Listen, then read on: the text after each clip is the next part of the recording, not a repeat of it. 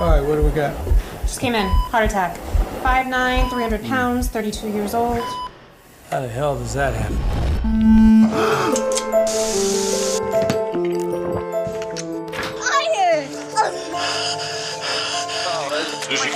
Can I get a, Could be developing diabetes. You have to make a change.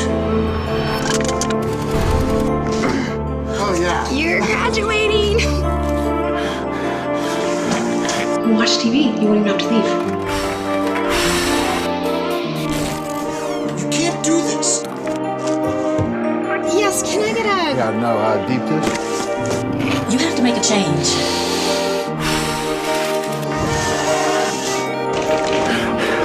Good job, Jim. You got an A+.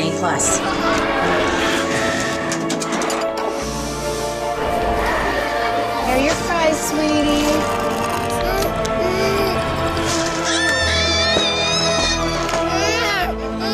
You go. I still can't believe you give this child french fries. I know, but it's the only thing that'll make him stop.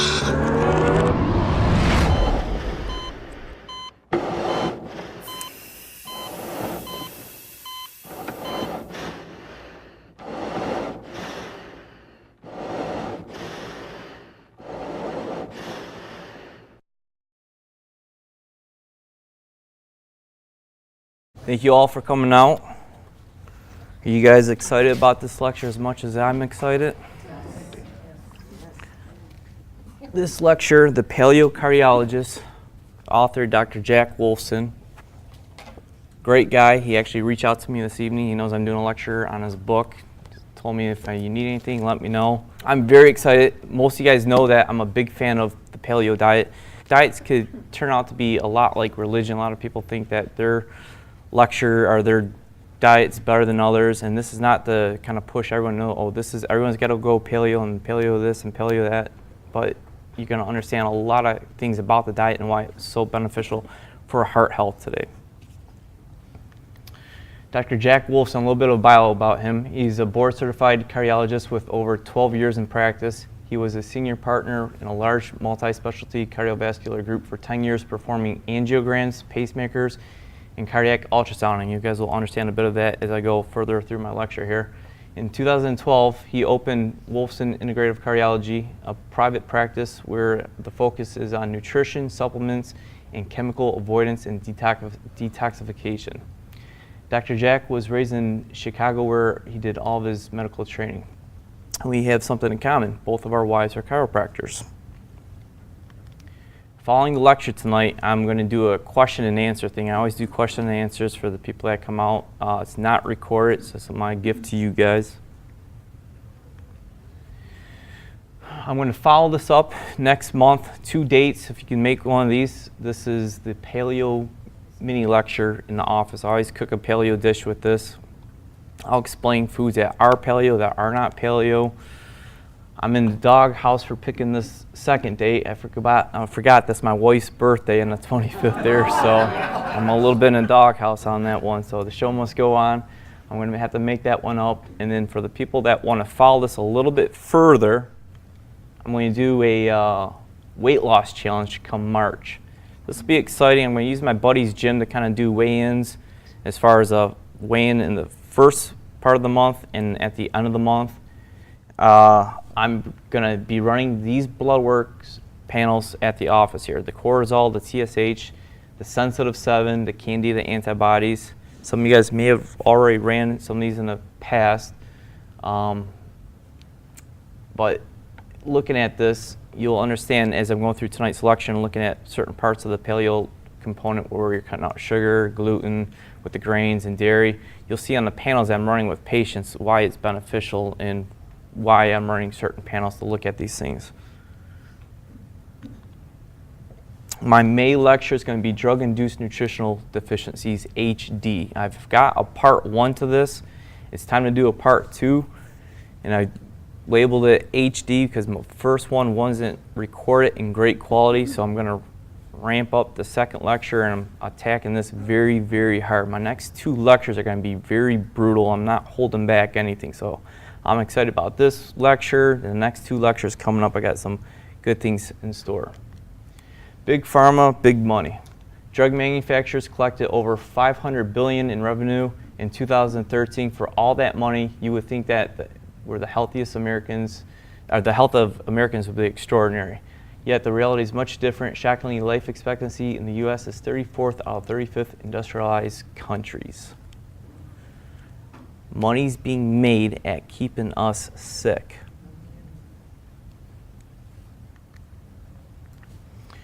In 4 years, sales of ADHD drugs have grown by 89%. The abuse of these types of medications is astonishing. I just had a 5th grade teacher in yesterday, and she's a new patient, and I go, teaching's a challenge today, isn't it? She goes, yeah, you're absolutely right, it's a challenge. I go, how many of your students are on medications? She goes, I kid you not, when she said 1/4 to 1/3 of my kids are on medications. Going on field trips is not a blast anymore because I got a bag of medications I got to babysit these kids with. This is today's new normal.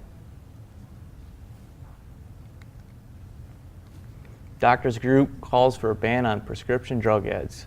The AMA on Tuesday called for a ban to direct consumer ads for prescription medications and implantable medical devices, saying that they contribute to rising costs and patients' demands for inappropriate treatment. Even the medical doctors are sick of you guys watching TV medication ads and telling them what you think you need. So, in the United States and New Zealand are the only 2 countries in the world where you could do direct-to-consumer advertising. It's illegal in every single other country. This would be great if this passes through. I'm sick and tired of watching TV in the evening and seeing drug ads for certain things. It's just outrageous. It's criminal. The secret insurance companies don't want you to know.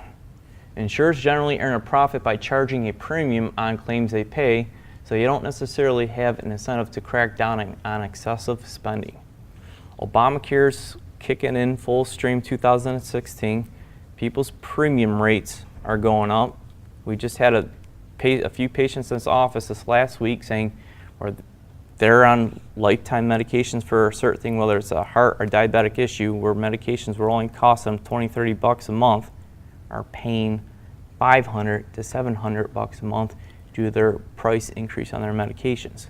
This is the Affordable Health Care Act, right? You are what you invest in your health, not what your insurance covers. Here's my shameless promotion. Someone said that on one of my previous comments on a lecture there. You like what we do at Diverse Health Services, you can find our other lectures on YouTube. You could go to diversehealthservices.com and find the blog. You can find us on Facebook there. Find us on Twitter. We are everywhere. And we Skype with patients.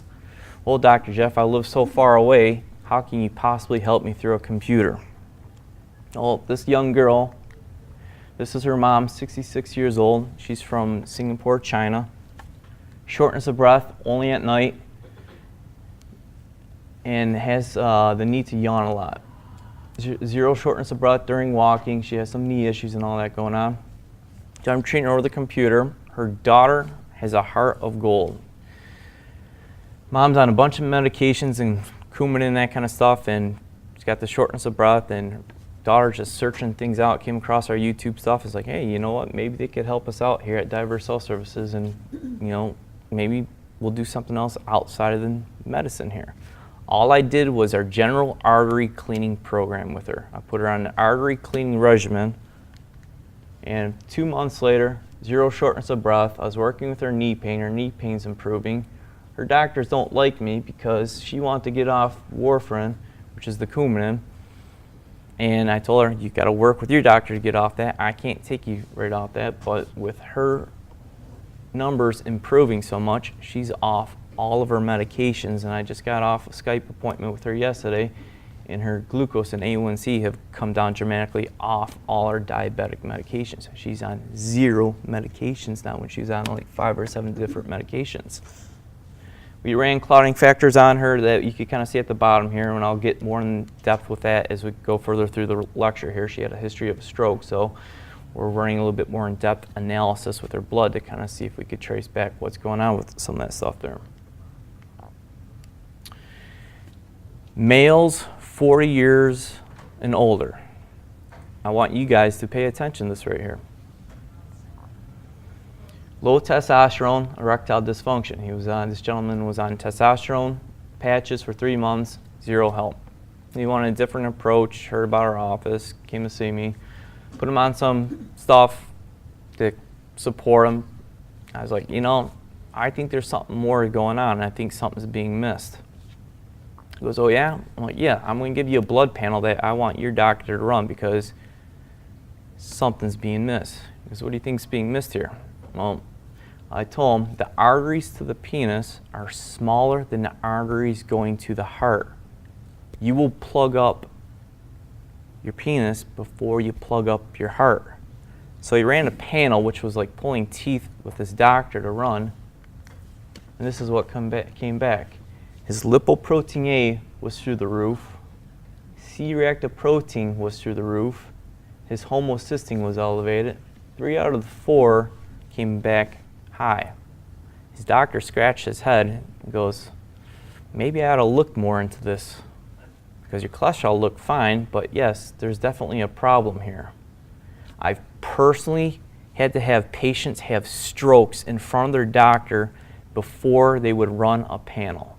We use LabCorp, so we could have patients run blood work around their doctor, but some patients want to save some money and use their insurance. If they use their insurance, they have to go through their medical doctor and run that panel, and some are a little bit reluctant to run it, but this is what comes back with a lot of these. I'm going to explain these factors as I'm going through this lecture here. The cholesterol scare. I trust my heart to Lipitor. Everyone's so brainwashed and scared about cholesterol and thinking that they need their cholesterol lower. I'm going to teach you guys about the benefits of having high cholesterol.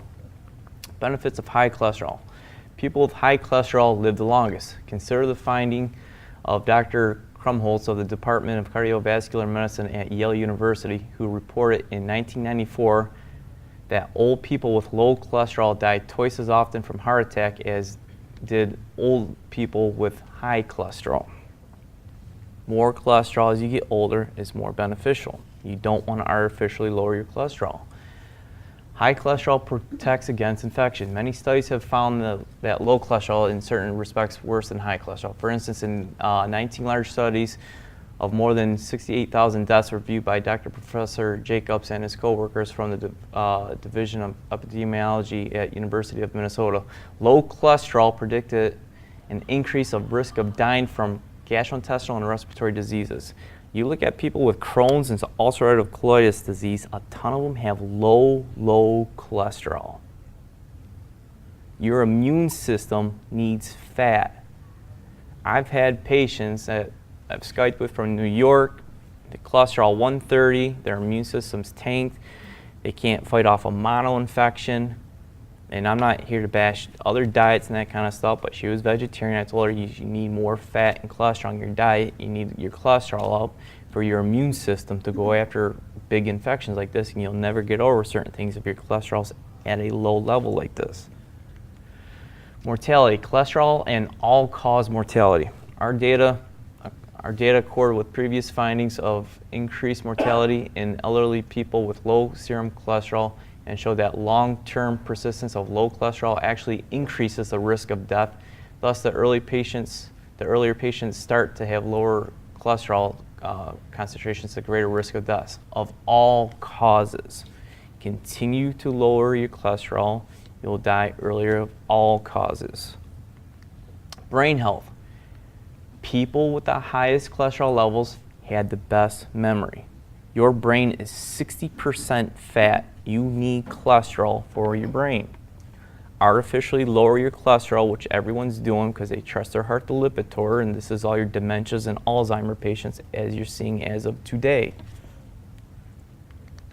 More on brain health. Another report concluded people with low cholesterol had higher rates of depression, aggression, and suicidal thoughts. You think your brain needs fat? Cholesterol and cardiac events. People with low serum cholesterol, less than 180, have 3 times the incidence of stroke as the general population.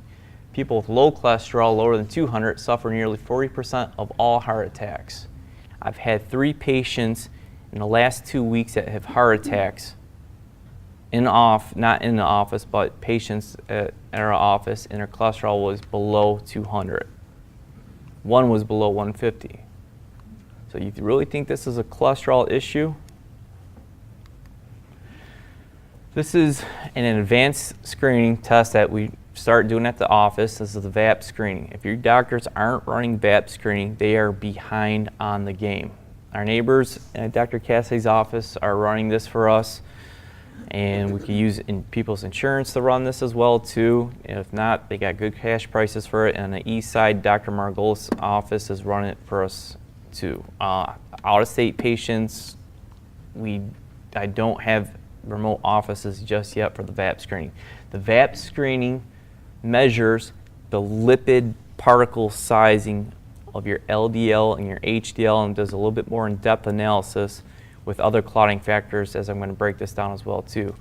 I actually went to a doctor's learning night with this. It's interesting because it was put on by the VAP panel company, Athrotech, and it was sponsored by a pharmaceutical company. So the first half of this, I'm at a steak restaurant, fancy steak, seafood restaurant, getting paid by a pharmaceutical company. I'm just kind of just in the back, just shaking my head. So the first half was the VAP screening stuff. We learned about that. The second half was the statin portion and all the people pushing statin medication and the skewed literature of, why you need a statin. Let me tell you the future of where this is going to go. And mark my words if I'm wrong. In 10 years from now, whether your blood work shows that your cholesterol's in or out of range, they will want you on a statin for preventative measures. This is the direction statin medications are going, and this is why Lipitor is the highest revenuing drug in the United States. So let's break down a panel here on someone. This gentleman came in, and he's actually in the crowd here tonight. His cholesterol is about 299. LDL was 219. Breaking down the density size of the LDL, there's buoyant LDL and there's dense LDL. Buoyant LDL floats, and that gives you more of the density pattern A, which is good. If it's B and it's dense, that will plug you up. His is good. Based off this page here, his cholesterol is not an issue, being at 299. That's not going to create a problem. You go further through this screening though, lipoprotein A was very elevated. MTHFR mutation. MTHFR mutation, you will not process folic acid or folate, and I'll get into that further. And if you don't process folic acid or folate, homocysteine levels tend to climb. So C-reactive protein and the homocysteine was high. So if I gave him folic acid or folate to try to lower that homocysteine level, that level will not drop because he's got the genetic mutation with the MTHFR that he does not process that folic acid. High C-reactive protein, high homocysteine, very, very high lipoprotein A. Family history, his mom's heart literally exploded. He's in the crowd and he'll verify that. Well, let's talk about what's going to plug you up here. LDL. The LDL, the amount of bad cholesterol carried by the LDL particles ranges up to 130. They're even dropping these ranges down. They're dropping these ranges down just more so they could get people on statin medications. You'll see these new ranges going up to just about 99 or 100. And same thing with blood pressure. They are saying, well, blood pressure needs to be lower and lower now. And we thought 120 over 80 was normal, but yeah, 110 over 70 seems about the new normal, and we should get more people on blood pressure medications as well too. Breaking down the LDL, pattern A, pattern B. Buoyant floating LDL is what you want. It's the pattern B that's small and dense that's going to plug you up.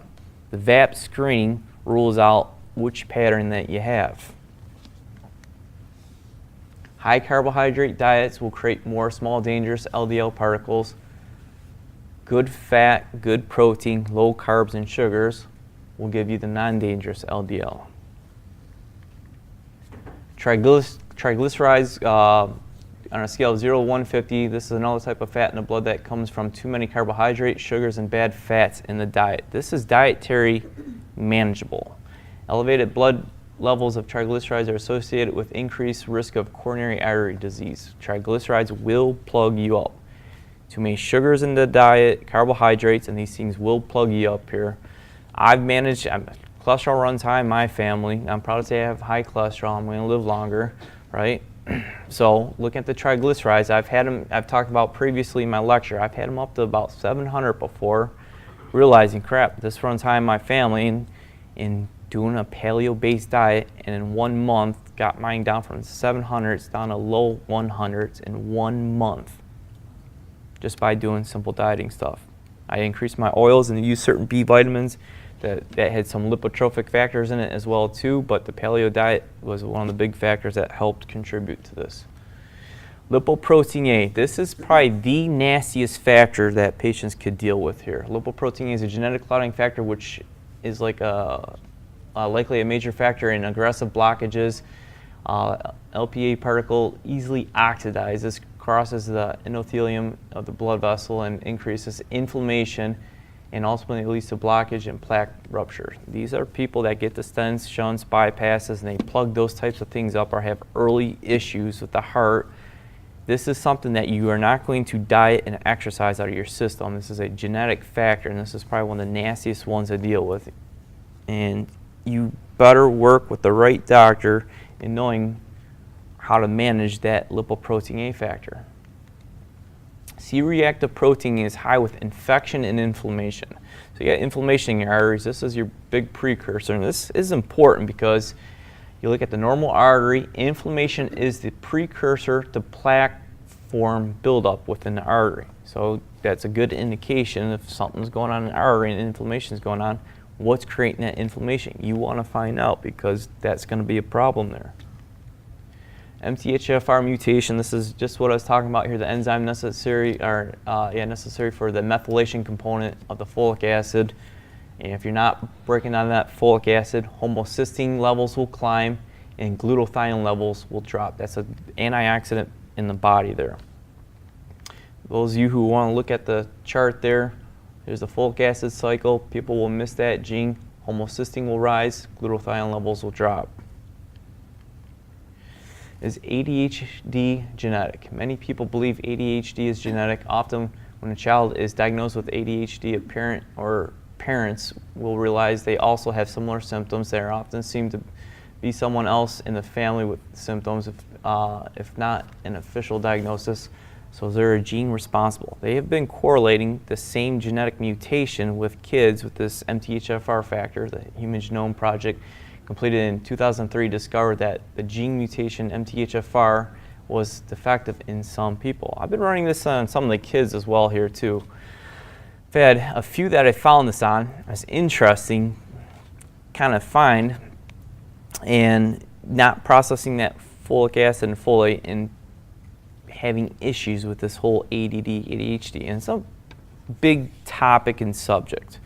80% of the kids with that diagnosis, I'm going to go in these schools, protein shakes, high doses of essential fatty acids and B vitamins, and fix 80% of them just with simple stuff like that. All the ones, you got to rule out the parasite stuff, you got to go after heavy metals, you have to take a very diagnostic approach to these brains today. Homocysteine. Most scales will show 0 to 15. This is another factor that will plug you up, and you want this under control. We don't like to see that above 10. I've seen people personally have problems on 11s with heart attacks and strokes with this right here. Homocysteines correlated with dementia, Alzheimer's, pregnancy complications, diabetes, osteoporosis, all your other cardiac factors and strokes and all that stuff. You think this is important to run? Absolutely. Why aren't your doctors running it? Because there's no medicines in Lipitor that's going to treat this kind of stuff here. This is all food and nutrition and the right factors to go after this. And if you have a high homocysteine level and the folic acid and traditional things aren't helping lowering that, then you got to look at that MTHFR factor and make sure that's not a problem. Fibrinogen's another factor here is a protein produced by the liver. This protein helps stop bleeding by helping blood clots form. You can kind of see in a picture how the fibrin creates a little net. So if you cut yourself, it creates that little net and kind of blocks it and prevents you from bleeding out. Some people produce higher levels of fibrinogen, and that higher level of fibrinogen can create plaquing and more or less the clots in people. Synthetic estrogen in cardiac events. The present review assessed the effects of using hormone therapy for 6 months or more. 19 randomized controlled trials compared oral hormone therapy with placebo. Most participants were from the United States, and mean age in most studies were over 60 years old. The conclusion of this study: in postmenopausal women, hormone therapy increased the risk of stroke and obstruction of a vein by a blood clot in these individuals. Hormone replacement therapy in women will increase the rate of heart attack, stroke, and cancer.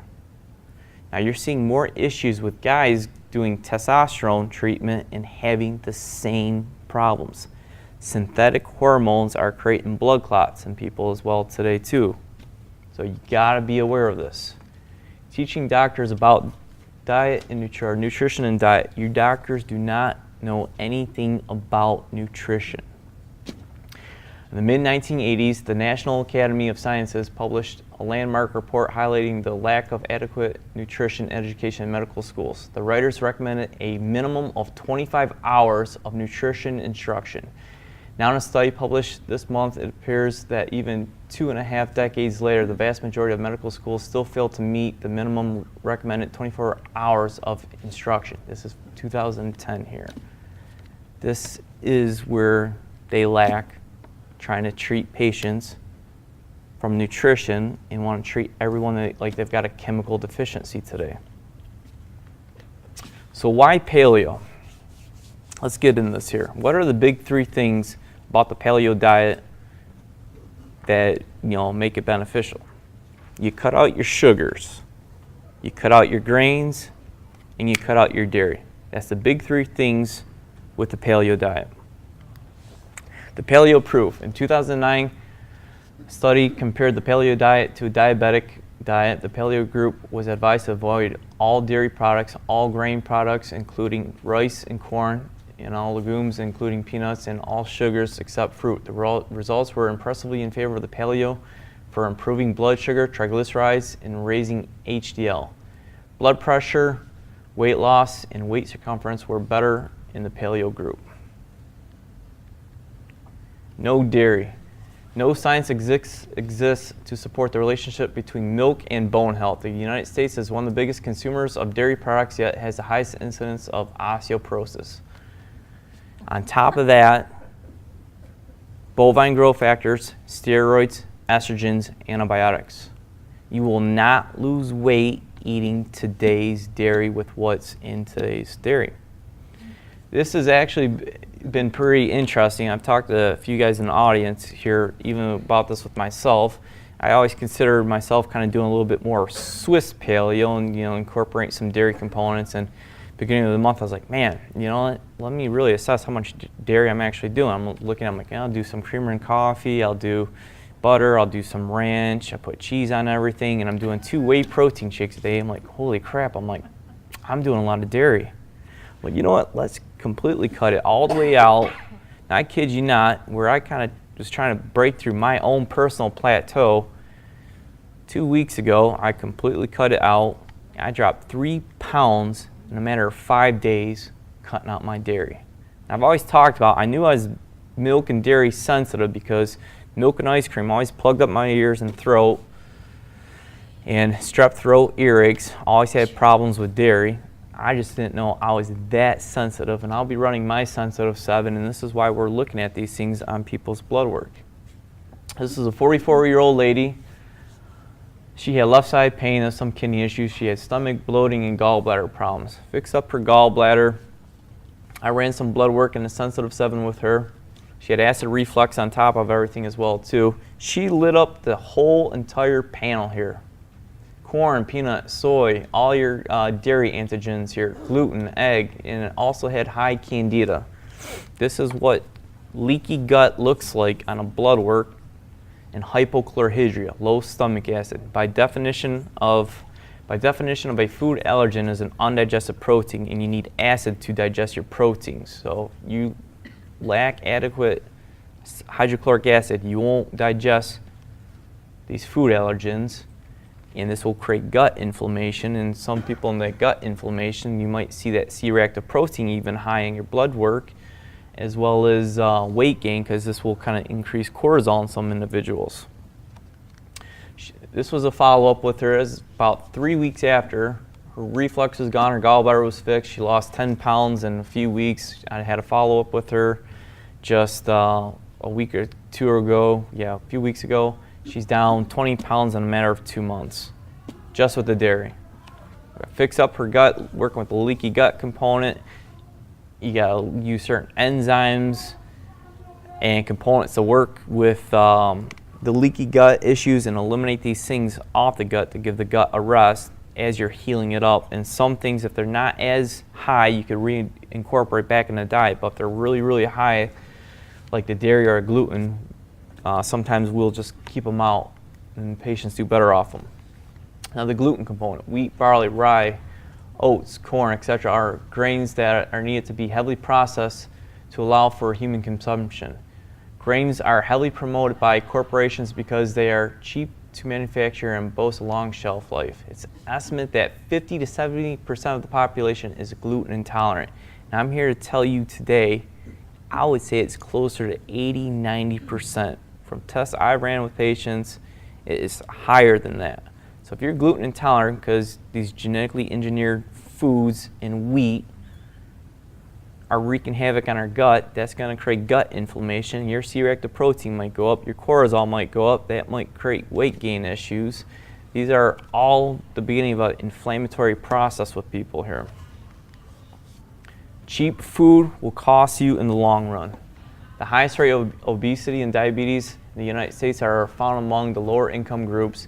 The observed links between obesity and socioeconomic position may be related to the dietary energy density and energy costs. Refined grains, added sugars, added fats are among the lowest cost sources of dietary energy. They are inexpensive, good tasting, and convenient. In contrast, the more nutrient dense lean meats, fish, fresh vegetables, and fruits generally cost more. Eat cheap, it will cost you in the long run. Think eating cheap is bad, price out cancer today. I cannot tell you the amount of young people and the amount of adults just coming in with cancer in our office lately is just scary. We live in a world, the food, the water, the air, everything's polluted today. Our whole environment promotes cancer. You want to eat clean as possible as you can. This kid, I kind of cropped out the age. I believe he was about 10 years old. Wets the bed here, hyperactive, had an issue of blinking and kind of scrunching his face a bit. And that was all calcium issues, calcium deficiencies with that. The hyperactivity, he had a lot of gas, bloating type problems, a lot of gastrointestinal issues. We got him on the paleo-based diet. We look at his blood work here. He was high on all the dairy components, gluten we cut out, and I'm finding candida on a ton of people, all the antibiotics, the steroids, birth control, hormone replacement therapy, issues with hepatitis B shots are creating a lot of issues with yeast with people too, and a lot of gastrointestinal bloating with this. So we put him on a paleo-based diet, and it was very cool because all his gastrointestinal issues went away. His bedwetting completely decreased there, and he's absorbing that calcium better as well too. It's people that will have low minerals and low iron issues with malabsorption problems, because that gluten is like a pasty urethane on the gut, which will create malabsorption issues. But a lot of his symptoms went away, and his mom was pretty impressed with how well he was turning the corner with things here. This is a diagram that just kind of explains a little bit of the leaky gut stuff. So antibiotics, infections, enzymes, other drugs, medications, your NSAIDs, ibuprofen, Motrin, Tylenol, all these things will destroy your gut. Food particles will get in. You'll build antibodies to those things, and then your immune system attacks your gut and creates that inflammation. If you do not heal your gut, if you cannot heal your gut, you will not heal any health alignment you have, period. 80% of your immunity is through your gut. You must be aware of the GMO foods today. These are things that are wreaking havoc on today's guts. All the Roundup Ready foods, all these things are not recognized in our gut and creating issues with leaky gut components and more gluten intolerance components, and this is why you'll see more weight gain issues as well too. Big issues with the GMO foods. I highly suggest you start being aware of this food list. You look at the Roundup Ready components and how's this going to affect someone's heart and inside the body.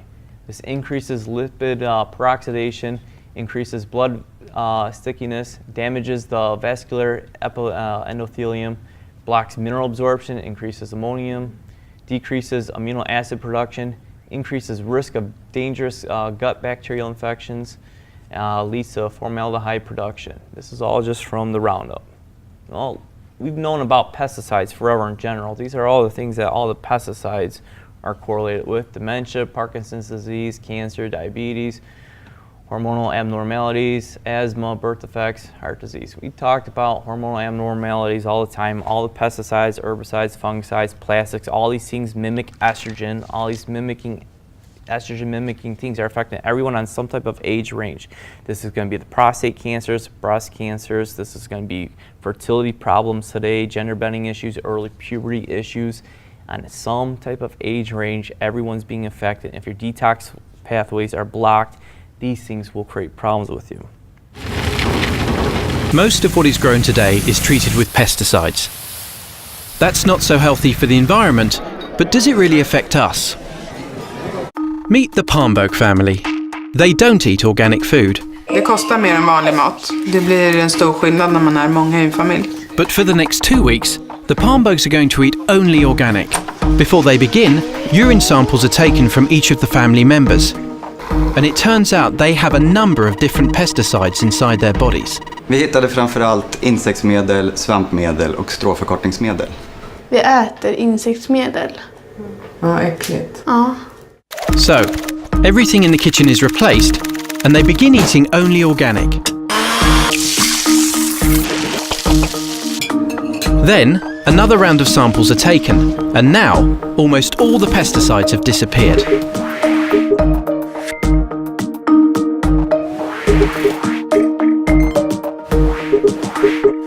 Vi vet ju väldigt lite om långtidseffekter av att äta mat som har besprutats. Speciellt med tanke på att studier har visat att kemikalier i kombination kan vara långt farligare än kemikalier var och en för sig. När man får höra det här så tänker man framförallt på barnen. Det är många kemikalier som har lämnat deras kroppar och jag vill inte ha tillbaka dem i mina barn.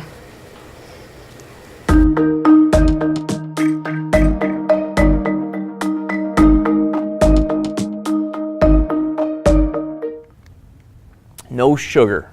This is the biggest thing with the paleo component in your heart health.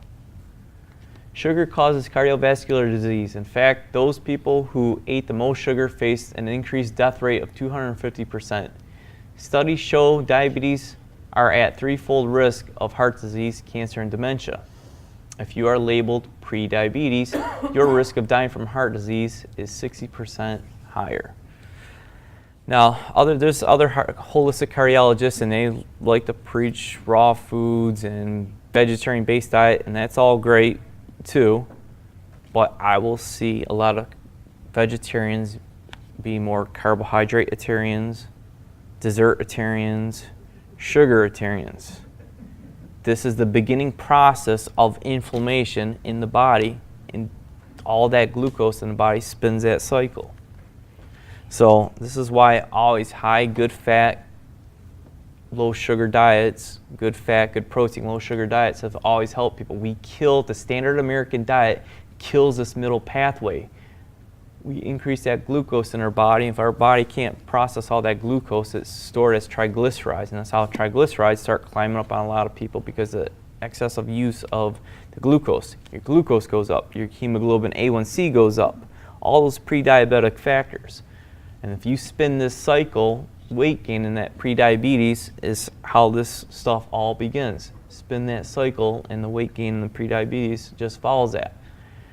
These are your factors that defines insulin resistance. If you have increased cholesterol, low HDL, high HDL, increased triglycerides, increased glucose, hemoglobin A1C, insulin, this is that pre-diabetic cycle. You are getting too many sugars in your diet. Hidden sugars, even too much fruit daily will drive these up. Drug-induced diabetes. Statin medications, Lasix, beta blockers, steroids, these have all been known to push people diabetic. So, all the Lipitor is creating all these issues as far as pushing people diabetic, stealing the fat from your brain, muscle aches, joint pains, and yet does the literature really support statin use for heart attacks? Not by much. Other drugs like aspirin and some other ones will create some increase in blood sugar within the blood, and then there's a few other medications at the bottom that has been known to create permanent diabetes. But these four up top here have well been known to kind of push people diabetic. And I've had patients that we've worked with getting them off certain medications, and without them trying anything drastic with their diet and getting off certain medications, their glucose numbers decrease. That's what you'll see with certain beta blockers and steroids, that will shoot up your sugar numbers pretty quickly. Statins, because we haven't talked enough about these, right? A study released in 1998 was a primary prevention trial with over 6,000 participants without any known heart disease.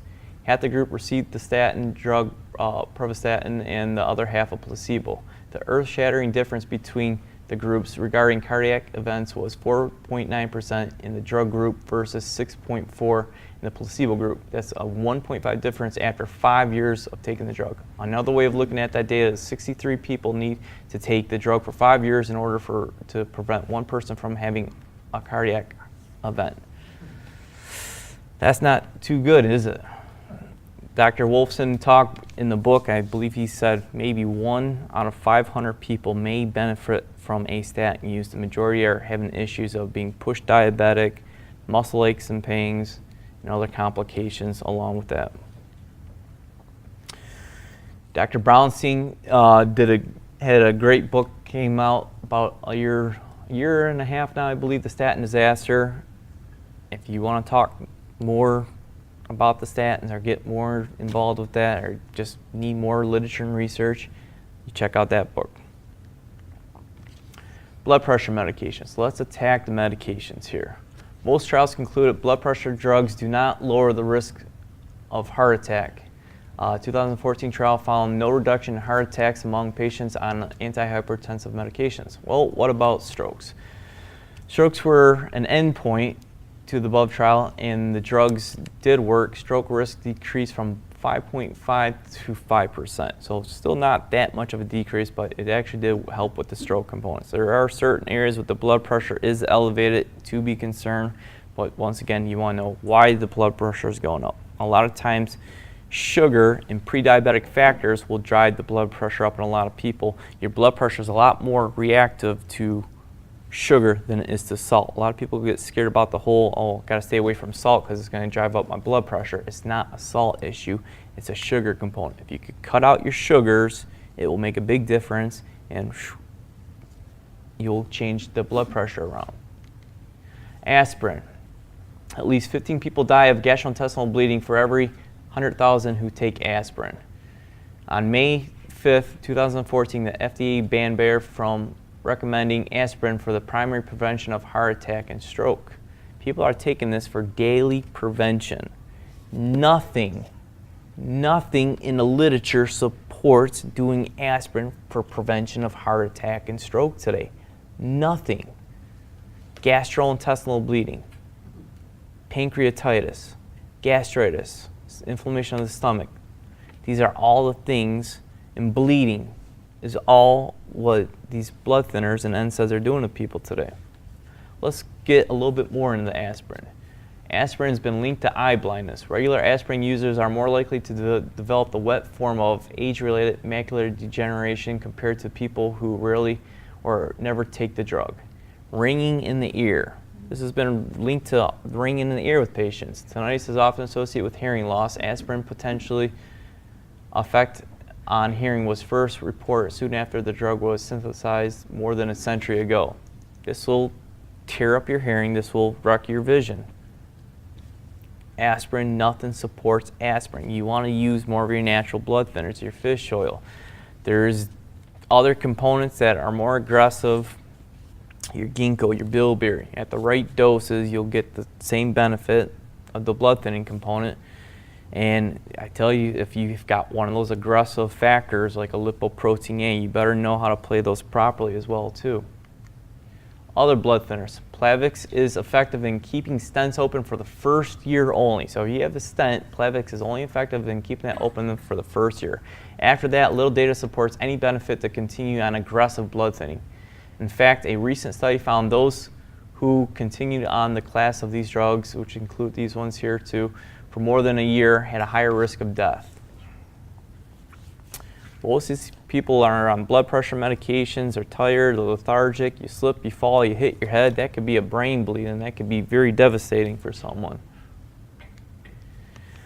Coumadin. Coumadin is extremely overprescribed and only benefits those with the highest stroke risk. Stroke risk for the majority of people on the drug is reduced from 4% to 2.5%. Bleeding on warfarin can be catastrophic and deadly. Now here's an important thing, because people on Coumadin can't eat your leafy green things and the vitamin K stuff. They can't eat anything with the vitamin K because it interacts with that. Without vitamin K, calcium deposits everywhere in the body, including blood vessels and the coronary plaque. Coumadin inhibits vitamin K activity and is linked to osteoporosis and accelerated coronary calcification. You will plaque up the arteries in your heart faster on Coumadin because of the lack of the vitamin D, or the lack of the vitamin K component. Pretty interesting, isn't it? Drugs for heart rhythm. Antiarrhythmics are commonly prescribed for palpitations. Symptoms such as heart racing, skipping, and thumping.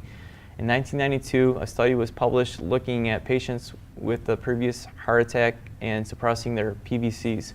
The trial, known as CAS, found those taking the active drug died at 3 times the rate as the placebo. A lot of heart arrhythmias, fast heart rate, weak, irregular, slow, respond very well to nutritional regimens.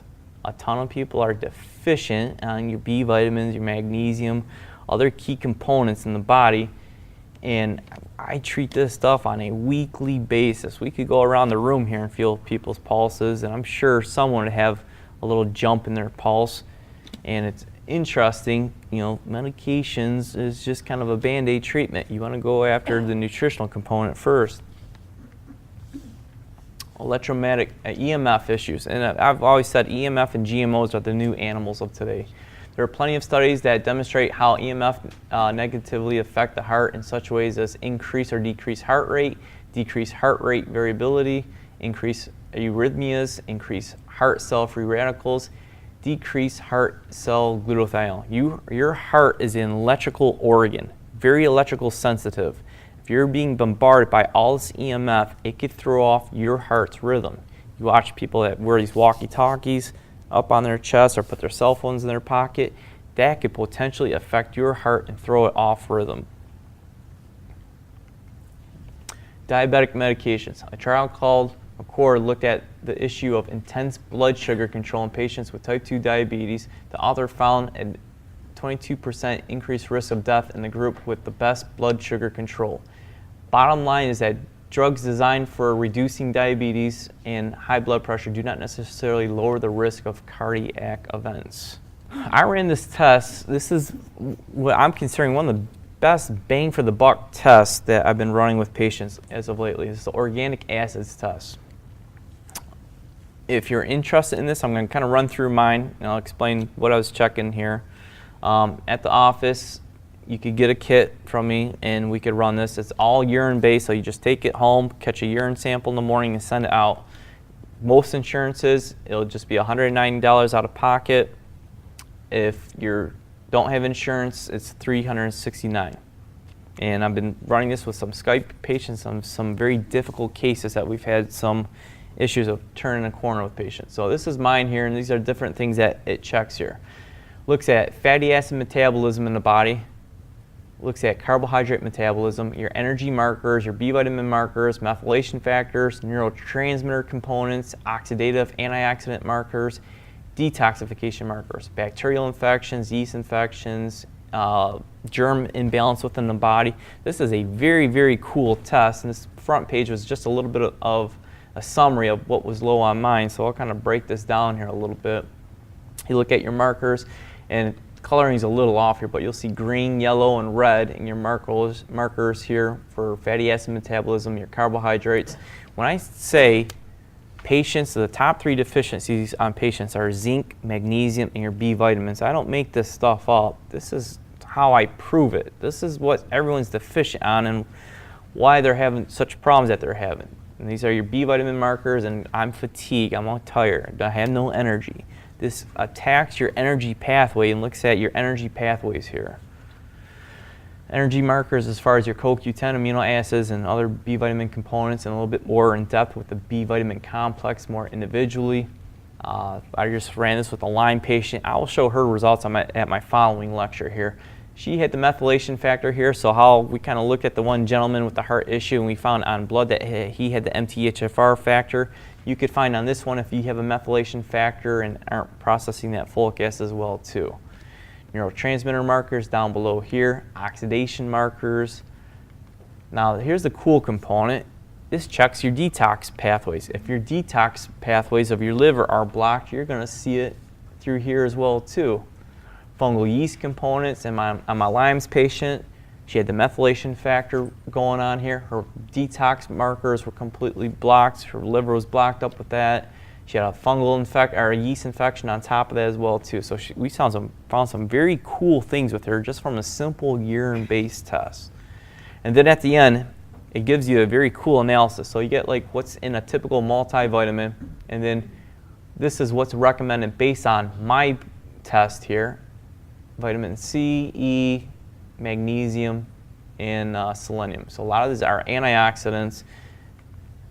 A lot of my antioxidants were low when I was low on magnesium. Yeah, it's like, that's interesting. I take a ton of antioxidant components with my green shakes and all of that. I was contributing to exercising and over-exercising possibly at the time that drained my antioxidant levels. So very cool test that checks a whole bunch of different things for a good price there. This is great. Everyone buckle their seats. Now we're going to really get into the meat of the Paleo book here. Stress testing. Stress testing is an excellent way to determine if a person's symptoms are heart-related. Stress testing is a huge moneymaker for the cardiologists and hospitals. Preoperative stress testing are usually worthless, and avoid nuclear imaging, the thallium stress test there, as they are often falsely positive and may lead to unnecessary angiograms, which are the heart catheterizations. Stress testing in general is a great test, baseline-wise. Don't go for the nuclear stress testing. That dye, I personally seen irritate people out big time as far as affecting their kidneys and driving their kidney numbers crazy on their blood work. On top of that, there's a lot more false positive with that chemical stress test. The hospitals that perform the most stress tests also do an enormous amount of angiograms and stents, if that tells you anything.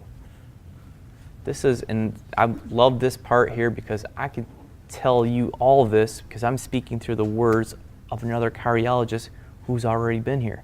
This is what he's telling you guys. CT scans for your calcium score on your heart. Will a high or low calcium score change the therapy of the average cardiologist? Absolutely not. What will they do? Probably increase your statin use. A 2004 study found those patients with a high calcium score but no other risk factors did not benefit from statin drugs.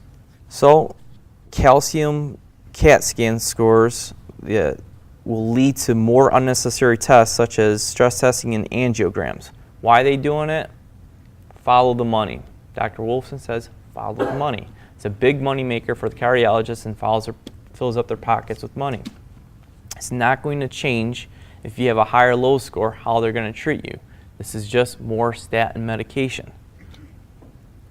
And on top of that, the amount of radiation exposure you're getting from this test here is through the roof. Angiograms. When you're in the midst of a heart attack, an angiogram heart catheterization is a great test for it offers therapy in the form of angioplasty and a stent. A heart attack is the only situation where stents save lives. Unfortunately, heart caths are needlessly performed thousands of times per year on patients who never had a symptom in their life.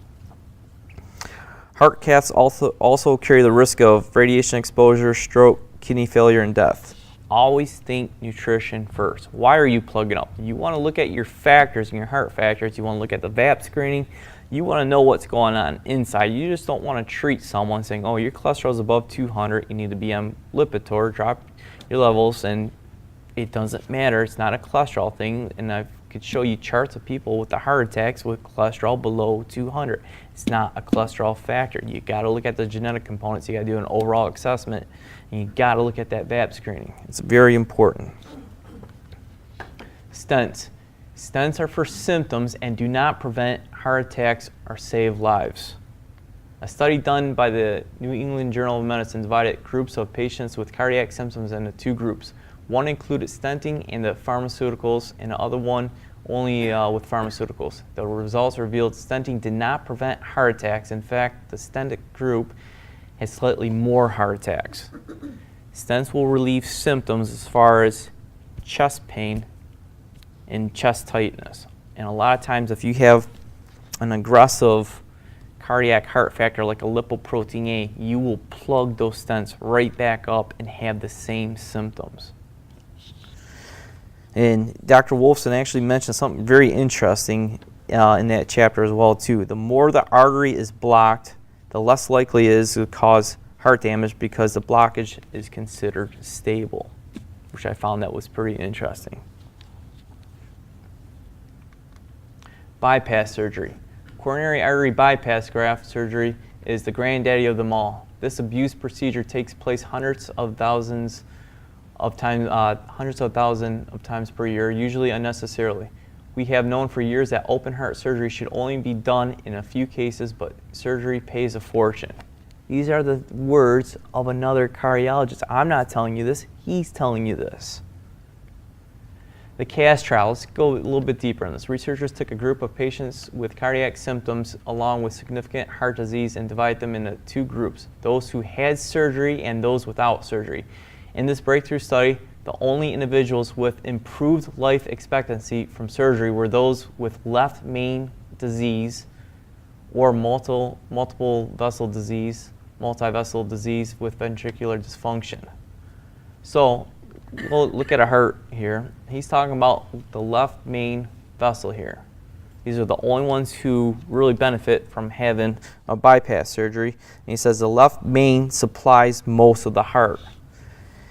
Not very common to have the left main blockage. His advice, consider stent or surgery for left main, otherwise nutrition first. Ablation is another procedure here. For AFib, ablation is 50% effective at best and often requires a second procedure. Ablations are used to treat some abnormal fast heart rhythms which can often be treated naturally. Ablation involves a burning of heart tissue. Now, fast heart rhythms, in and out heart rhythms, a ton of these respond great to nutrition. Like I said, we treat a ton of these throughout the week at the office with simple nutritional protocols. I've actually seen some great ablation procedures done with some patients that didn't respond with the nutritional regimen. And what kind of happens is there's extra electrical areas in the heart where it's signaling the heart to fire more, and they're going in there kind of trying to zap those extra stray beats and get the rhythm back in normal level there. But like I said, nutrition first.